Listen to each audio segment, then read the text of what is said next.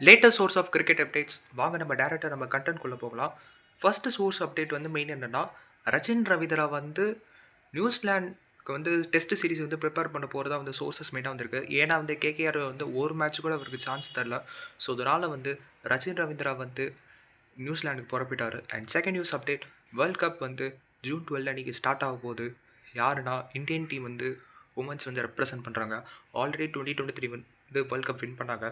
So இந்த வருஷம் ஜெயிப்பாங்க ஒரு நம்பிக்கையோடு நம்ம அந்த வேர்ல்ட் கப்பை நான் சப்போர்ட் பண்ணுவோம். அண்ட் லேட்டஸ்ட் நியூஸ் அப்டேட், இன்னொரு மெயின் அப்டேட் என்னென்னா, ஐபிஎல் வந்து கிட்டத்தட்ட இந்த கிளைமேக்ஸ் நெருங்கின இருக்குது. பட் இருந்தாலும் சில டீமுடைய ஸ்வாட் அனாலிசிஸ் மெயினாக பார்ப்போம். இப்போதைக்கு ஆர்சிபி வந்து எப்படின்னா 12 மேட்ச் ஆடி கிட்டத்தட்ட வந்து ஒரு 8 வின்னோட வந்து கம்ஃபர்டபுள் பொசிஷனில் இருக்காங்க. நல்ல ஒரு பாசிட்டிவ் ரன் ரேட்டில் இருக்காங்க.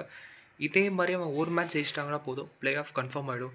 அண்ட் நெக்ஸ்ட் டீம் வந்து குஜராத் டைட்டன்ஸ். இந்த டீமே வந்து எப்படின்னா, பேட்டிங் வந்து பெருசாக இல்லைனாலும் பவுலிங் தான் அவங்களோட main strength.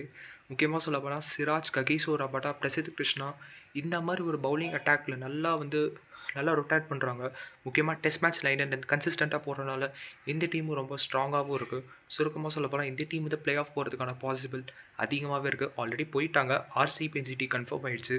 And third spot தான் யாருன்னு தெரியல, தேர்ட் அண்ட் ஃபோர்த் ஸ்பாட். எனக்கு தேர்ட் ஸ்பாட் எனக்கு தெரிஞ்சு கிட்டத்தட்ட வந்து SRH is going to be confirm அப்படி தான் நினைக்கிறேன். பட் சொல்ல முடியாது, கிளைமேக்ஸ் என்ன வேணாலும் ஆகலாம்.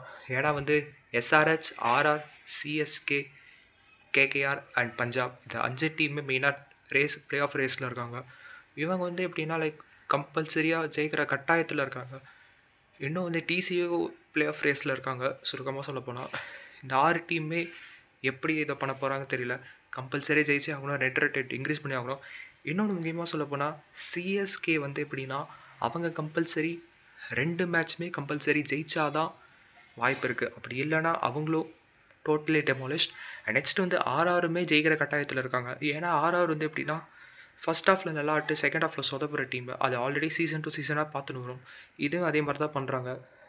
எஸ்பெஷலி இன்னொன்று என்ன, பஞ்சாபும் ரொம்ப ஷாக்கிங்காக இருக்குது. ஏன்னா வந்து கன்சிக்யூட்டிவாக ஜெயித்த டீம் வந்து திடீர்னு வந்து லாஸ் ஆகிறாங்கன்னு தான் ரொம்ப ஷாக்கிங்காக இருக்குது. என்ன சொல்கிறது எனக்கே தெரியல. அண்ட் முக்கியமாக வந்து நிறைய ரீப்ளேஸ்மெண்ட் பிளேயர்ஸ் வந்து ஐபிஎல்லில் சைன் பண்ணினே வராங்க. சென்னையில் வந்து ரீசெண்டாக வந்து ஒரு ஆஃப் பிரேக் கர்நாடகா பவுலர் வந்து மெயினாக கொண்டு வந்துருக்காங்க. ஆஃப் பிரேக் பேட்டிங் ஆல்ரவுண்டர் மெயினாக கொண்டு வந்துருக்காங்க. அண்ட் இன்னொன்று என்னென்னா, கலீல் அகமதுக்கு ரீப்ளேஸ்மெண்ட்டாக வந்து குல்தீப் சென் ஆல்ரெடி சைன் பண்ணியிருக்காங்க.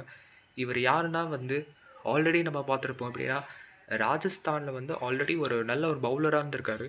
ஒரு 3 மேட்ச் தான் ஆடிருப்பார், 3 to 4 மேட்சஸ் ஆடிருப்பார். பட் நல்ல ஒரு இம்பேக்டாக தான் கொடுத்துருக்காரு. அந்த பவுலர் வந்து இப்போ வந்து ரீப்ளேஸ்மெண்ட்டாக சைன் பண்ணியிருக்காங்க. சிஎஸ்கே ஊறப்பட்ட ரீப்ளேஸ்மெண்ட்டாக சைன் பண்ணி வராங்க. பட் என்னன்னு தெரியல, பொறுத்து இருந்தால் பார்க்கணும். I hope they will give comeback. அடுத்த வீடியோவில் சந்திப்போம்.